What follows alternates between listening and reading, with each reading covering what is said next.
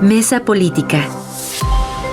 Una mirada feminista para avanzar en la igualdad.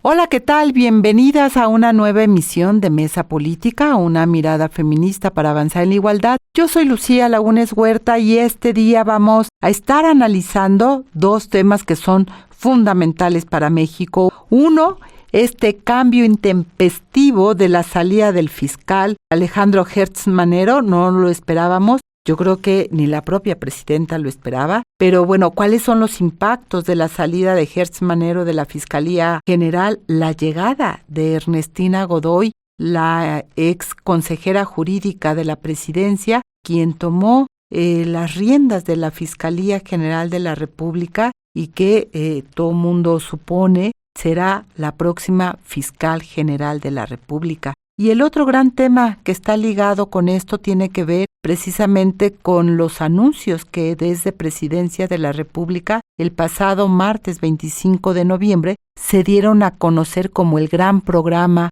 contra el abuso sexual, la violencia sexual que vivió la Presidenta de la República. Es el motor de lo que estamos viendo. De estos dos temas pues estarán analizando nuestras comentaristas Angélica de la Peña, Marta Tagle e Imelda Marrufo, así que no se vaya, quédese con nosotras. Y querida Angélica de la Peña, pues a ver, cerramos la semana pasada muy movida y la empezamos también.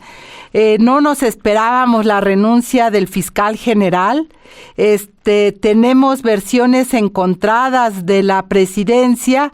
Si les parece, escuchamos lo que dijo Claudia Sheinbaum el jueves cuando le preguntan en la mañanera lo que se estaba comentando, lo que dice el jueves, lo que dice el viernes. Y con eso, si te parece, Angélica, arrancamos la reflexión de esta mesa. La estoy analizando con los abogados, consejería jurídica, y el día de mañana les informamos.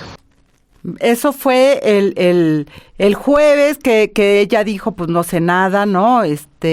Estamos checando. Vamos al viernes, la tenemos por ahí, por favor. Ofrecí al fiscal que pudiera incorporarse como representante de México en una embajada y él aceptó esta propuesta. Ya pronto vamos a decir a dónde se va a ir, porque tiene que haber un proceso de la Secretaría de Relaciones Exteriores con el país y hasta que no se acepte las credenciales, entonces no puede anunciarse, esa es una regla. Pero aceptó el fiscal y más bien él nombra a Ernestina Godoy. Y bueno, estaba la parte final donde nos dice que él nombra a Ernestina Godoy como su reemplazo temporal. Hoy en la mañana le preguntaba a Dalila, la reportera Dalila de Proceso, que qué había pasado porque se había ido Gertz Manero. Ya dice que pues es un acuerdo entre ambos, que lo pensaron, que se cierra una etapa, etcétera, etcétera. Muchos rumores a lo largo del fin de semana, pero lo cierto es, mi querida Angélica, que si hay una deuda en este país en materia de derechos humanos, pues tiene que ver con la justicia. Y la Fiscalía ha sido una piedra de tropiezo precisamente para poderlo lograr. ¿Qué lectura haces, mi querida Angélica de la Peña, de la salida de Gertz Manero, de la llegada de Ernestina Godoy? Bueno, en primerísimo lugar, un saludo a toda nuestra audiencia y a ti, querida, y al equipo de CIMAC. Un abrazo también a Imelda, extrañamos a Marta. Sobre este asunto que es de una gran importancia para el país, lo primero que se me viene a la reflexión es qué complicado es lograr en nuestro país que las procuradurías de justicia transiten a ser organismos autónomos de procuración de justicia, como ya lo establece la Constitución desde hace muchos años. Siguen comportándose como procuradurías en los estados y a nivel federal. Bueno, pues sabíamos que con Gertz Manero había un estira y afloja, según se ha ventilado respecto de, sobre todo ahora en este sexenio con la presidenta, en el sentido de que no había muy buena relación, asuntos que se estaban complicando, otros asuntos que quizás no debían perseguirse. En fin, hay mucha especulación, como tú bien mencionas, y en los medios de comunicación, articulistas, periodistas, todos y todas coinciden en que no es un proceso transparente para, en primer lugar, remover al fiscal. En segundo lugar, los vericuetos que se han filtrado de cómo se llevaron semanas, meses para que finalmente se doblegara a Gers Manero y presentara su renuncia, argumentando uno de los dos conceptos que establece la Constitución: renunciar por causa grave o porque hay una situación que en este caso lo llevara a alguna enfermedad, qué sé yo. Entonces, la causa grave por la que renuncia es que aceptó, dice él en su carta que manda al Senado, aceptó para irse como embajador, atender el ofrecimiento del gobierno mexicano para representar a nuestro país como embajador en un país amigo, dice. Y luego la especulación de que ese país amigo pudiera ser Alemania, que culpa tiene Alemania, pero bueno, recibir a Gers Manero, que no tiene absolutamente ninguna experiencia como embajador, simplemente sigue la ruta de lo que se han convertido las embajadas y consulados en México. Son espacios para pagar compensaciones, acuerdos, personas que declinan a toda su vida militante para agregarse, facilitar la llegada de Morena en los gobiernos. Y en el caso de Gers Manero, pues no sabemos con precisión a dónde lo vayan a mandar, pero todo indica que esa fue la negociación para poder él retirarse de la Fiscalía General de la República.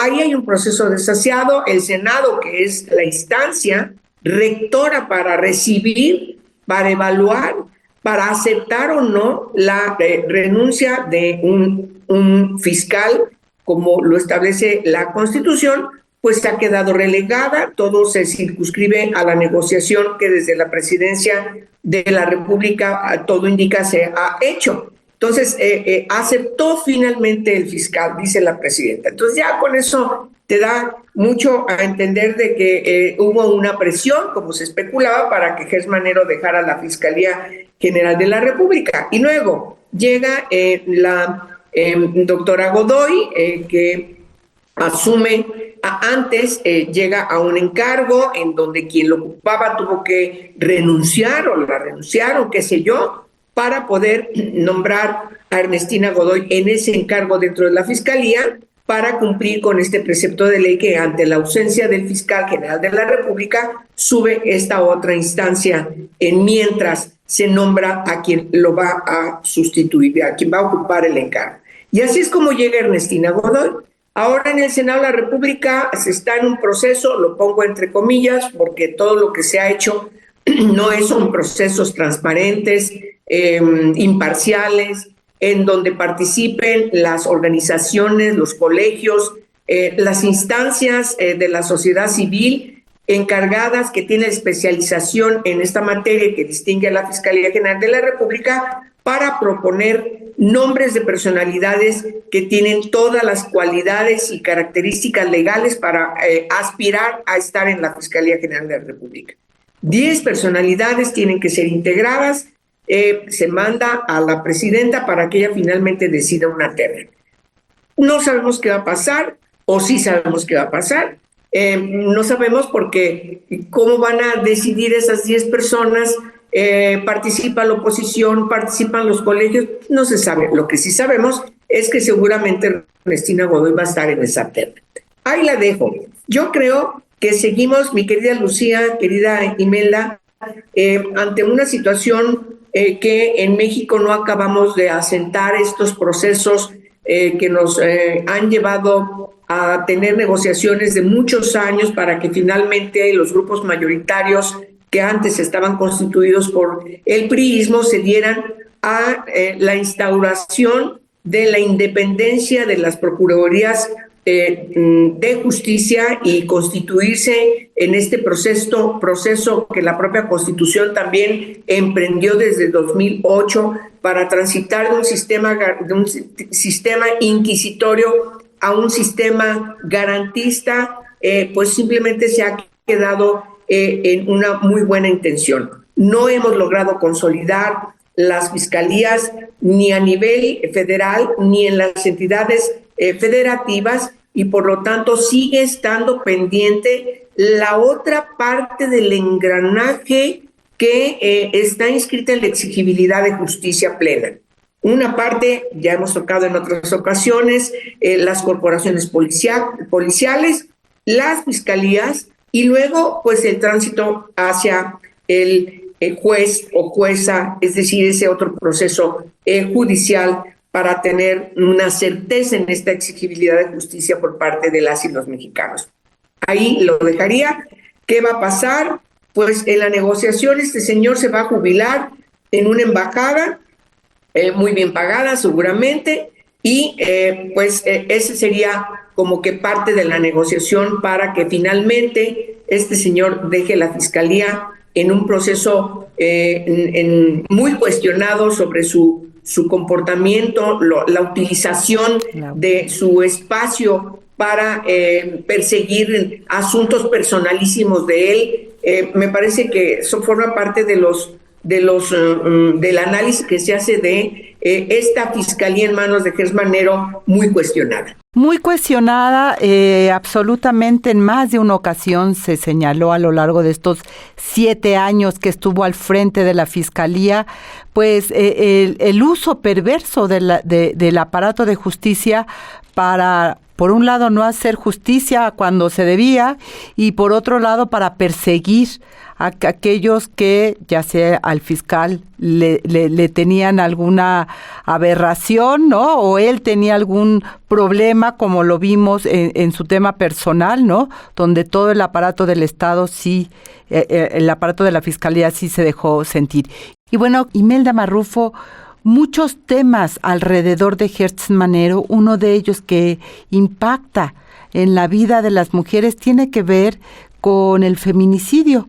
Recordemos cómo en 2020 el fiscal, casi digamos en su primer actuaciones como fiscal autónomo, y permítanme hacer las comillas,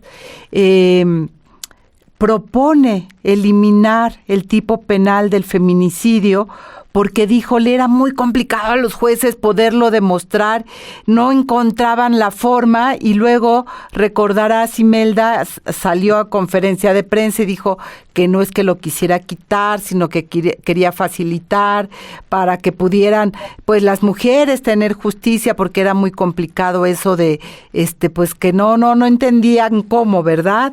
En fin, Imelda Marrufo, 7 años de un fiscal que no le interesó la vida de las mujeres, no colocó en el centro pues su deber, que era pues la justicia. No sé qué lectura haces tú, además con toda la trayectoria que tienes de defensa y que has visto pasar fiscales generales, locales, etcétera.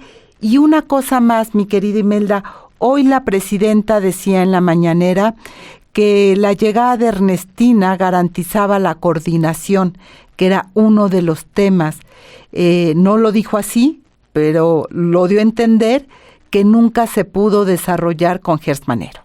Y me parece que ese es un elemento clave, sobre todo en las entidades federativas, donde pues nada más la posibilidad de atracción de ciertos casos no llegaba nunca. Sí, claro, Lucía. Bueno, pues buenos días, abrazos, querida Angélica, por supuesto, Lucía, a ti y a todo el equipo, y por supuesto saludos a nuestra querida Marta Tagle y a todas las personas que nos escuchan, que compartan esta transmisión y que comenten. Pues efectivamente, Lucía, yo por supuesto me adhiero a varios de los comentarios que ya la querida Angélica ha comentado, y respecto de lo que deja pendiente Gers Manero, Lucía querida, efectivamente yo recuerdo el 2020 cuando se da esta gran discusión y se tuvo que parar esta decisión de Gers Manero de eliminar la tipificación de feminicidio. CIMAC dio muy bien seguimiento a las discusiones y hubo desde las diferentes organizaciones colectivas y legisladoras quienes nos opusimos, querida Lucía, a esta definición o a esta decisión, porque claro que el fiscal argumentaba que era muy difícil acreditar ese tipo penal, ¿no? Y en ese sentido, pues se inicia esta discusión importante a la que nosotras considerábamos pues un retroceso, porque Lucía, recordarás, Angélica también, que la propia CEDAW desde antes del 2012 o en ese contexto plantea efectivamente que se avance en los tipos penales. Entonces, digamos, esa es una de las grandes cosas que deja, es decir, investigaciones también, Lucía, en materia de desaparición. Recordemos que la propia Fiscalía tiene una subsecretaría de Derechos Humanos en la cual le compete todo lo que es los delitos de trata. El caso Ayotzinapa, Lucía, Angélica, está dentro de la Fiscalía en esta subsecretaría. Por supuesto, además la Fiscalía de Desapariciones, ¿cierto? Y de violaciones graves a los derechos humanos. Entonces, eso también deja pendiente. Gers Manero efectivamente fue denunciado por parte de las organizaciones que acompañaron el caso Ayotzinapa, como de manera flagrante corrió al fiscal que estaba haciendo las investigaciones de este caso, recordaremos, ¿no? Cuando efectivamente era el fiscal en el que las familias habían depositado confianza. Entonces, digamos que el único caso que sí se avanzó, ni siquiera Odebrecht, que era el caso emblemático, que así nos lo colocaron, ni siquiera ese, Lucía, pero lo que sí se avanzó fue en el caso de su familia. Efectivamente, el caso de Laura Morán y contra su sobrina, que fue encarcelada y después excarcelada, ¿no? Recordamos la filtración de los audios. Ya desde ese momento, desde mi punto de vista y de muchas personas más, Lucía, planteábamos que ese era el momento para que esta persona pues renunciara o se le pidiera su renuncia desde ahí. O sea, ¿cómo fue posible que ante esa, digamos, tan cínica manera de resolver, ¿no? Entre comillas, de resolver, efectivamente se le permitiera, o sea, se le dejara? Pero bueno, vendrían otros casos que serían para los cuales esta persona quizás sería importante para el gobierno anterior de Andrés Manuel, que consideraba otro de sus hermanos, porque además lo apoyó, Lucía, frente a estas posiciones de renuncia, lo apoyó. ¿Y qué hizo Gers Manero en el caso de Sedarmerc? O sea, nada, ¿no?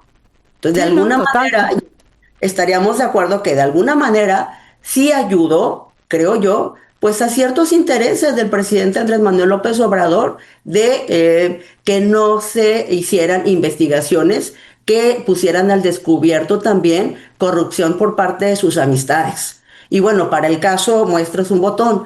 Díganme ustedes cuáles fueron las investigaciones que hizo sobre el huachicol fiscal, si ya se sabe que el huachicol ya tenía años de haber operado, ¿cierto?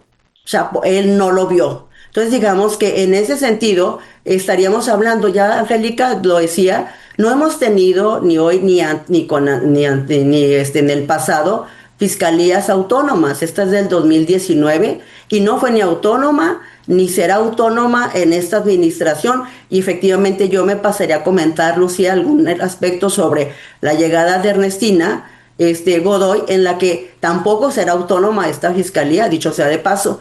Pero sí creo que lo que pretende la presidenta es una alineación. Harfuch, ¿no? Ernestina Godoy, que además fueron sus piezas claves en la Ciudad de México.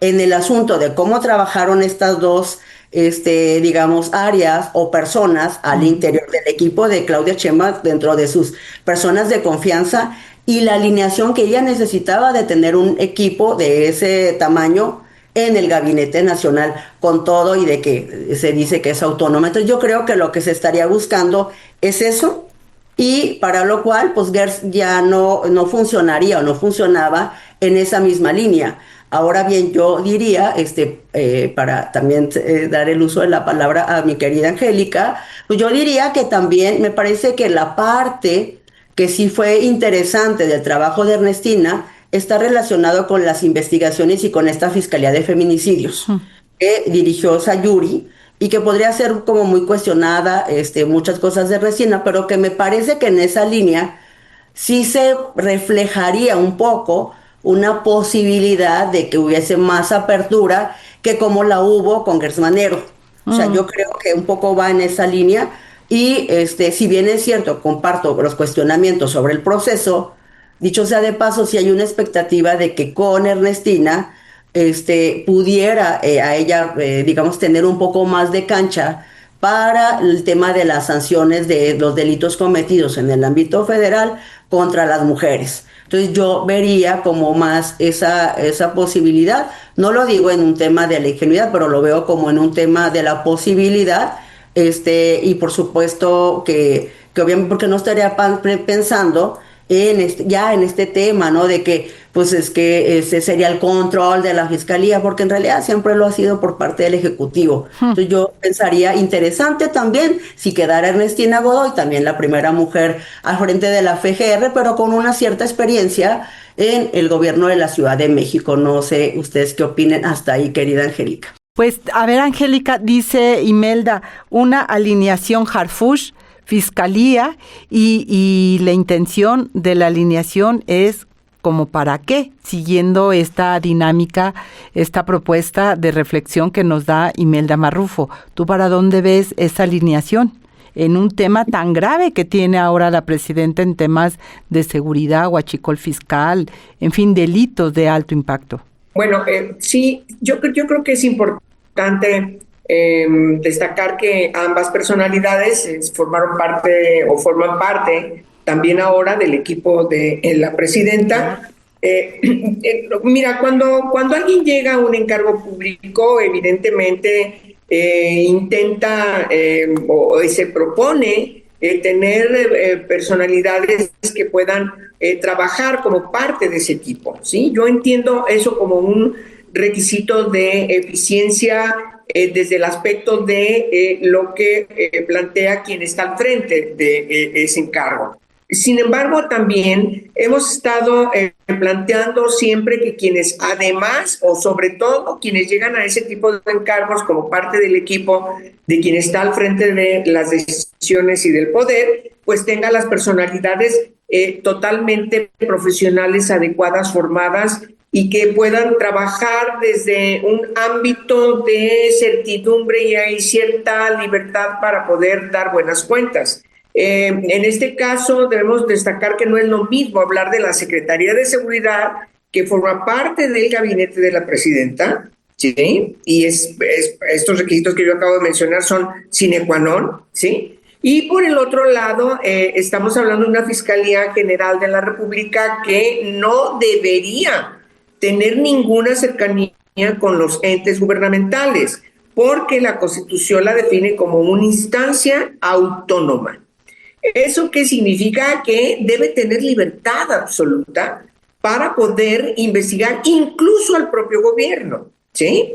Me parece que no es gratuito y tendremos que revisar otra vez todos los argumentos que se esgrimieron en esta reforma constitucional para definir que las procuradurías en los dos órdenes de gobierno fueran autónomas e independientes de los entes gubernamentales, porque entonces no hay condiciones de libertad, de autonomía y de independencia para también investigar a los entes gubernamentales, ergo para detener o prevenir la corrupción desde estos entes gubernamentales. De manera que ahora lo que debería pasar es que esta terna que finalmente se decida, pues tengan estas características definidas como requisitos sine qua non establecidos en la Constitución. 3 personalidades que no tengan relación con quien está al frente del gobierno federal, porque esta instancia, la Procuraduría General de la República, debería tener autonomía, debería tener libertad para incluso llevar adelante cualquier situación que sea señalada a los entes gubernamentales. Si es alguien que forma parte del equipo de la presidenta, nunca vas a tocar a la presidenta. Nunca vas a tocar a quienes están formando parte del equipo de la presidenta. De manera que desde ahí están las cosas mal. Y creo que así van a terminar. No soy pitonisa ni mucho menos, pero al estar analizando sobre todo las dificultades que hemos tenido en México para que estos organismos autónomos puedan consolidarse, pues ya lo hemos visto, sobre todo desde el sexenio pasado, que toda la intención hasta donde han podido hasta ahora, pues es desaparecerlos. Yo, por lo tanto, creo que la Fiscalía General de la República va a sufrir ya de manera muy concreta y sin tapujos una regresión a lo que era antes la Procuraduría General de la República, y por lo tanto quien va a quedar ahí va a ser alguien totalmente cercano al equipo de la presidenta. ¿Eso es lo correcto? No, porque estás violentando la Constitución. Estás regresando a un estadio que nosotros ya habíamos dejado atrás con argumentos fundados respecto de la importancia de que la Procuración de Justicia tenga libertad y plena autonomía. Y eso es parte de lo que está en discusión, precisamente de esa alineación que hablaba Imelda Marrufo, de lo que le garantiza, en dado caso, al poder, a la presidencia de la República, la llegada de Ernestina Godoy y esta pinza que pudiera cerrarse con Harfuch en términos de cuál es el proyecto. Y sin duda hablar de justicia también es hablar de los derechos humanos, y no estamos alejándonos de lo que también la semana pasada ocurrió en términos de la conmemoración del 25 de noviembre, del Día Internacional para Erradicar la Violencia contra las Mujeres. Y uno de los temas, ya decía yo, tiene que ver con la impunidad. De acuerdo con varios estudios en materia de feminicidio, el 76% de los casos está en la impunidad. De esto no se habló el 25 de noviembre, de esto no se ha hablado con el fiscal que deja, y ya lo decía Angélica, se va a jubilarse. Pobre Alemania si es que se va, pero bueno, finalmente es enviarlo muy lejos del país, es como también premiar, ¿no?, a este tipo de personajes que no hace bien su trabajo, pero que le dan la oportunidad, déjeme decirle así, de que se vaya a retirar a una embajada y se jubile y cierre su ciclo, como decía hoy la presidenta en la mañanera, es el cierre de un ciclo. Pero en términos de violencia contra las mujeres y la propuesta que se presentó el 25 de noviembre, mi querida Imelda, ¿qué lectura haces tú de lo que vimos el martes 25 en esta ceremonia de la presidenta, y pues las mujeres del gabinete y no mujeres ahí también jugando un papel que a veces no se entiende mucho cuál es, pero bueno, ahí estaba Moni Pisani recordándonos a todas y a todos cómo nace el 25 de noviembre. Yo creo que un punto importante fue recordar que es una propuesta del movimiento feminista latinoamericano, porque a veces se olvida de dónde surgió este día. Mi querida Imelda, ¿qué lectura haces de ese 25 de noviembre? Pues, Lucía, por supuesto que considero que pues el 25 de noviembre pasado, en realidad, esta reunión del gabinete de la presidenta, y las invitadas especiales, pues fue más un evento como para arropar a la propia presidenta, sobre todo creo que más que la violencia feminicida y los casos pendientes, pues era para arroparla más en términos de la situación de acoso, ¿no?, de semanas anteriores, porque me parece que eso también está en el marco de este 25 y de ese plan que ustedes recordarán, la presidenta había anunciado y Citlali Hernández comentó que haría o que implementaría. Me parece que ellas están más en esa lógica, que el centro está en eso que llamaron ellas el plan integral contra el acoso, que aquí nuestra querida Angélica hizo, por supuesto, en esta misma mesa varios cuestionamientos a la que por supuesto compartíamos en esa postura, y básicamente ellas me parece que en lo sucesivo estarán planteando eso, y tuvieron una reunión con varias de las legisladoras del país a las que invitaron efectivamente pues para ver este tema de las reformas al marco penal, al artículo 260 del Código Penal Federal, justamente, y Ingrid Gómez señaló diversas acciones que se estarían realizando por parte de la Secretaría en las entidades del país, como marchas, encuentros, la distribución de la cartilla de los derechos de las mujeres, talleres y jornadas, ¿no? Entonces me parece a mí que básicamente pues fue un evento para políticamente arroparla. Yo en realidad sigo pensando que me parece que pierden la oportunidad para establecer la presidenta, su secretaria y las mujeres de ese gabinete invitadas un plan de acuerdo al contexto y a la demanda de el movimiento feminista en el país. O sea, me parece que eso se pierde, eso no lo vemos, Lucía querida. O sea, no se habla nada ni para cuándo las alertas, y que finalmente es una situación, digamos, un mecanismo demandante y un mecanismo del que desde el principio de este año, ¿no? Ha quedado esta figura abandonada por parte de las autoridades del gobierno. Entonces me parece que sí se pierde esa oportunidad, ¿no? De poderlo colocar como parte central, pero también me parece que no tenían muchas, o sea, sería un poco contradictorio o mucho o muy contradictorio, queridas, si recordamos el presupuesto que van a destinar para el próximo año. Y a eso se suma, mi querida Angélica, pues no solamente que no se habla de las alertas, realmente no se nos presenta un plan realmente para garantizar la vida y la integridad de las mujeres. Es decir, hoy el tema es abuso sexual como si fuera lo único.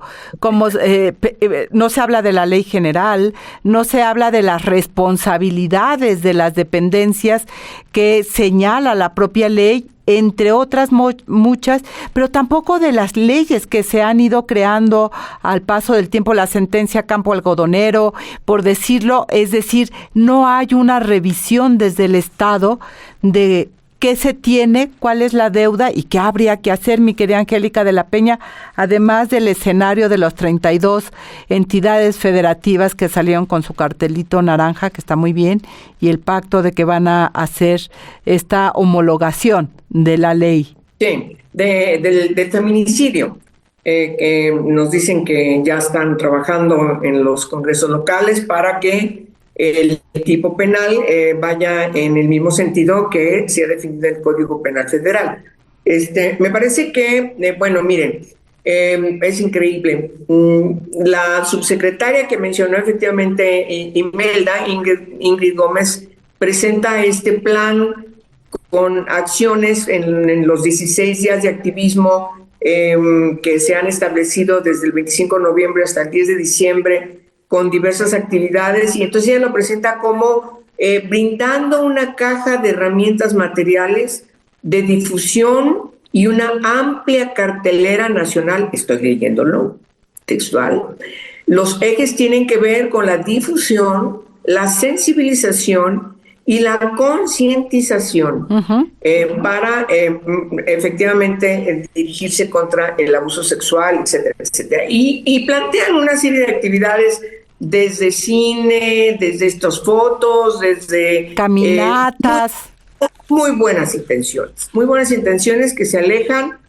Yo creo que ni siquiera la organización, voy a hacer un comentario muy fuerte, me lo van a perdonar, pero ni siquiera una organización de mujeres, del movimiento amplio de mujeres, se atrevería a hacer una propuesta en el marco de las actividades que tienen que distinguir estos 16 días de activismo, planteando la sensibilización de quiénes, pues de los que abusan sexualmente, de los que violentan hacia las mujeres. Es decir, no le ponen nombre y apellido a las cosas. Cuando el INEGI nos está ratificando en cada una de sus encuestas de que no solamente aumenta el feminicidio cada día, sino que siguen afectándose 2 de cada 3 mujeres entre 15 años y 40 años sufriendo alguna modalidad de violencia. Es una realidad que seguimos arrastrando, y ahora que tenemos una Secretaría de Estado en el marco del gabinete, yo lo menciono mucho, me parece que se queda todavía en una situación de no entender la magnitud de la definición de formar parte en el marco del gabinete. Los institutos o mecanismos o secretarías, como se quiera llamar, en las 32 entidades federativas están desarticuladas. Muchas oficinas sobreviven apenas con algún recurso para no cerrar sus puertas. No hay manera de que haya una articulación de la política pública y sobre todo, y eso lo quiero reafirmar, del cumplimiento de la ley. Hay un marco jurídico en México que se tiene que respetar, tanto para trabajar, para prevenir y atender y, por supuesto, sancionar la violencia, siempre con un cometido de su eliminación. La violencia que se sufre contra las mujeres y las niñas por ser mujeres y por ser niñas. Y la otra parte que tiene que ver con que no es el caso el 25 de noviembre, pero va hacia los derechos humanos, y un derecho humano fundamental que hemos trabajado es que las mujeres estén en igualdad de condiciones que los hombres en los espacios de poder y de decisión. Están articulados estos 16 días con este enfoque de integralidad de lo que son los derechos humanos, políticos, sociales, económicos, culturales de las mujeres, también los medioambientales, y que estos 16 días de activismo deberían estar distinguiendo a esta instancia, definiendo una política de Estado, querida Lucía. No hay una política de Estado. Por eso, repito, ni una ONG novata podría estar presentando un enunciado como lo están haciendo desde la Secretaría y desde la Presidenta de la República, sí, con tantas limitaciones y tanta miopía respecto de la trascendencia de trabajar para consolidar un Estado de Derecho.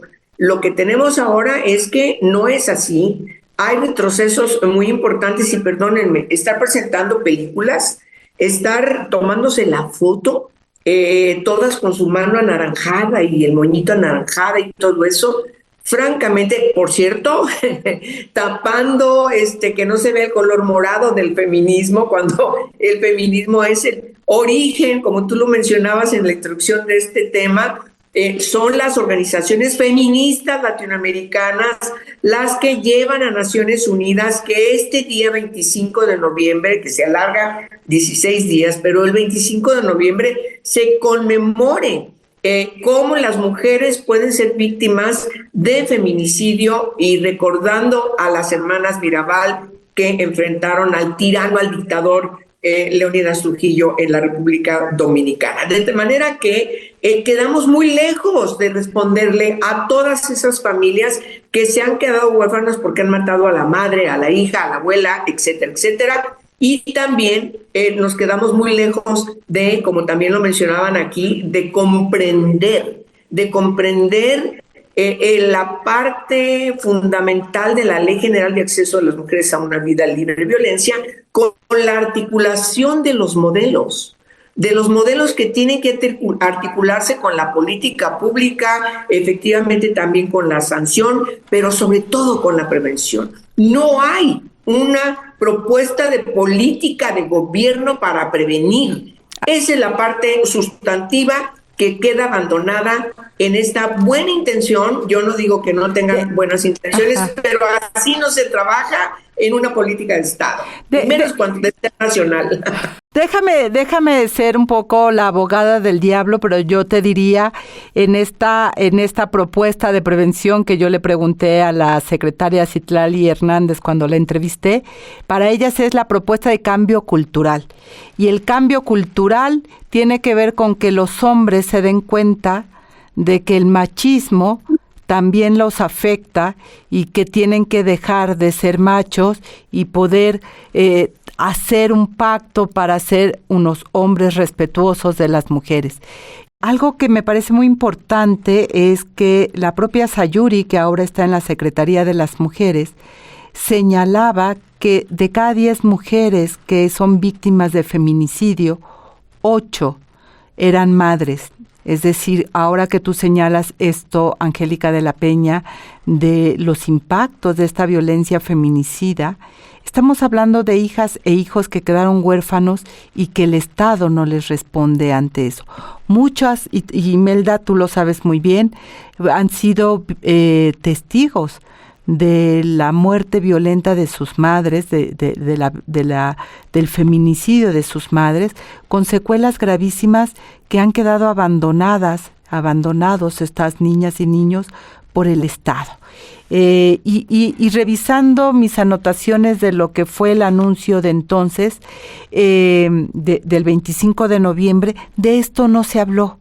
No se habló de este desamparo en el que el Estado ha dejado a las víctimas, es decir, no solamente la orfandad por feminicidio, que es un tema que colocó CIMAC Noticias a la luz precisamente cuando no se hablaba de ello, y que además dejó clara muestra quiénes se hacen cargo de esas niñas y de esos niños. Son las abuelas, que no tienen pensión, las abuelas que tienen que se vuelven además defensoras en búsqueda de justicia, que se quedan en una pobreza impresionante y que no cuentan con ninguna respuesta del Estado en ningún lado. A propósito de esto que tú señalas, mi querida Angélica de la Peña, de la ausencia de una política de Estado que mire todos las caras de lo que es la violencia feminicida,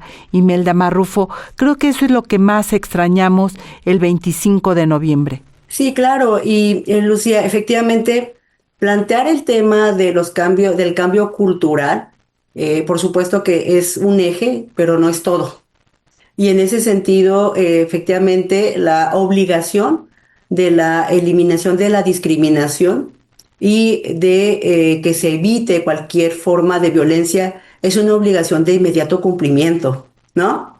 O sea, no es como para ver cuándo, es inmediato. Entonces, eso no lo podemos perder de vista. Por eso me causaba simpatía, como lo dices, Angélica, cuando habla de cómo es posible plantear un conjunto de acciones desde una política federal, ¿no? En el marco de estos de los 16 días, cuando estamos hablando de la urgencia de contar con una política que atienda elementos de cambios estructurales, Angélica. Y esto implica efectivamente el transformar un planteamiento para transformar las fiscalías, ¿cierto? Todo el tema de los primeros respondientes y lo que tiene que ver con esta acción de prevención, que no es solo policías, pero que sí implica esta acción, por ejemplo, de la justicia cívica a nivel comunitaria. ¿Me explico? Y también esta transformación y estos cambios que debe existir, sobre todo también a nivel de los poderes judiciales, que nos siguen quedando a deber por toda esta reforma que estamos viviendo. Entonces, aunado a esto, querida Lucía, yo en una conferencia del viernes pasado, entre magistrados, magistradas y jueces, juezas aquí en Chihuahua, en Ciudad Juárez, a propósito de que tenemos un tribunal especializado en violencia de género contra las mujeres, del cual somos coimpulsoras, pues planteaba esto. Fíjate qué importante lo que tú nos recuerdas, Lucía. Justo planteaba yo en mi conferencia el recordar que por las situaciones de la violencia que hemos vivido en el país, desde hace años, Lucía, estamos hablando de las y los huérfanos. O sea, de los niños, de las niñas que incluso vieron cómo asesinaban a sus padres y a sus madres cuando entraban a las casas.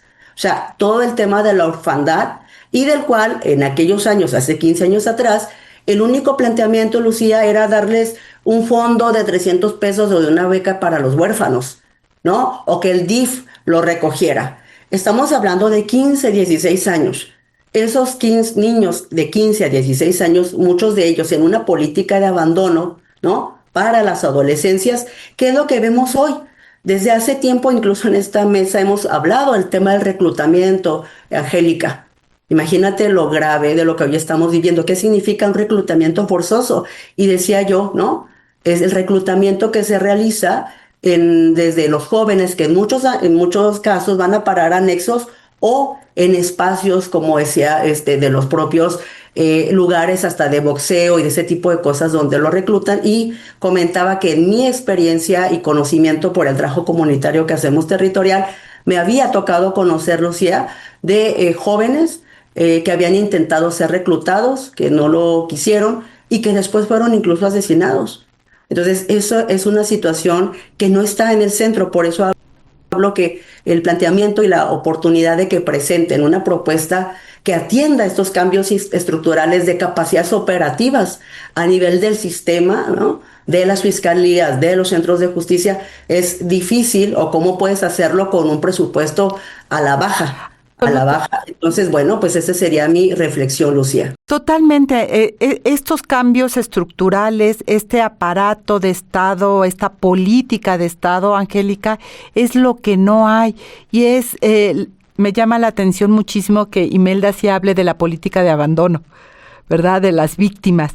Es decir, pareciera que es una intención abandonar a las víctimas de cualquier delito, y entre ellas, por supuesto, las víctimas de estas niñas y niños de orfandad por feminicidio, que ni siquiera sabemos realmente cuántos son, qué edades tienen, cuáles son los retos que enfrentan. Y tú fuiste presidenta, Angélica, de la Comisión de Niñez en la Cámara de Diputados. Sabes de lo que estamos hablando y sabes de las dificultades, y nada de esto, que eso es lo que me llama la atención, nada de lo que se ha construido desde el movimiento feminista es rescatado en esta política donde se supone que llegamos todas. Mi querida Angélica. Pues sí, yo constituí la Comisión de la Niñez, la Comisión de Derechos de Niñas, Niños y Adolescentes, y desde entonces está integrada en las comisiones ordinarias de la Cámara de Diputados y también del Senado de la República. ¿Y cuál es lo que se revisa desde estas comisiones? Pues en primerísimo lugar, que debiese cumplirse con la ley, porque hay un marco jurídico muy importante desde que se reformó el artículo 4 de la Constitución para reconocer a las niñas y a los niños como sujetos de plenos derechos. Recordemos que antes no era así, eran definidos como menores desde el derecho romano, y todo eso fue un cambio trascendental para reconocerles que son también personas que deben tener una atención, una protección, una prevención y una participación de sus derechos conforme van teniendo la edad adecuada.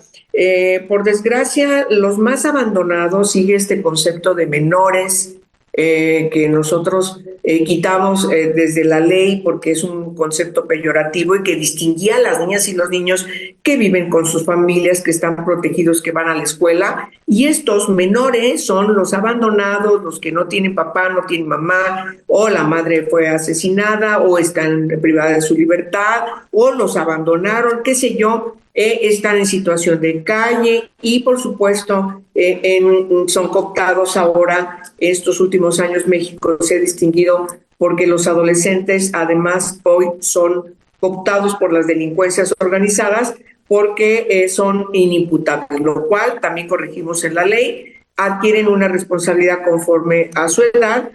Sin embargo, no es la misma sanción respecto de si ya cumplen los 18 años de edad. Las niñas y los niños que quedan en ese tipo de situaciones siguen siendo en los hechos y por una ausencia de responsabilidad que tienen las instancias gubernamentales, siguen estando, por desgracia, en estos ámbitos que se distinguen como los menores. Yo creo que necesitamos seguir trabajando, querida Lucía, es un gran tema, en que el mundo de la niñez, de las personas menores de 18 años de edad, es uno solo y que cada uno de sus derechos tiene que ser garantizado, estén donde estén. Este enfoque holístico que se construyó desde la Convención sobre Derechos de la Niñez nos lleva efectivamente a garantizar la protección irrestricta de quienes son personas menores de edad, estén donde estén, bajo cualquier circunstancia, y ciertamente madres, padres, tutores y custodios tienen la responsabilidad, pero también el Estado tiene que garantizar que esa responsabilidad se cumpla, y cuando no tienen esa responsabilidad asegurada, el Estado tiene que asumirlo para garantizar su plena protección.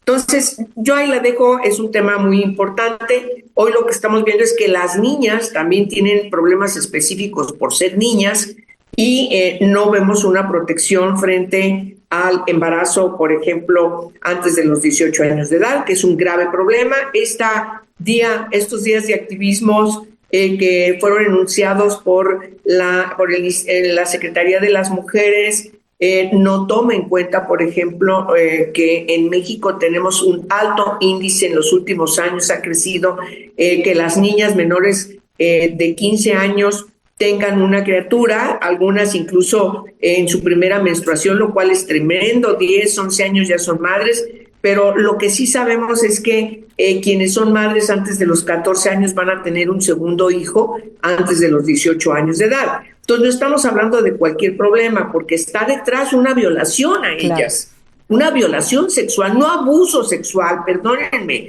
hay que ponerle nombre a las cosas como deben ser nombradas.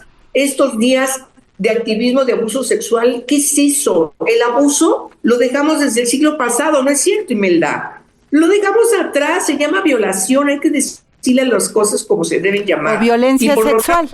Por eso, violación es una violencia sexual, no un abuso sexual, es una violencia. Y entonces, pues todavía tenemos que seguir trabajando. Yo agradezco mucho estos espacios desde el CIMAC porque nos permiten hablar de las cosas con una realidad cruda, pero pues tenemos que hacerlo porque es nuestra obligación.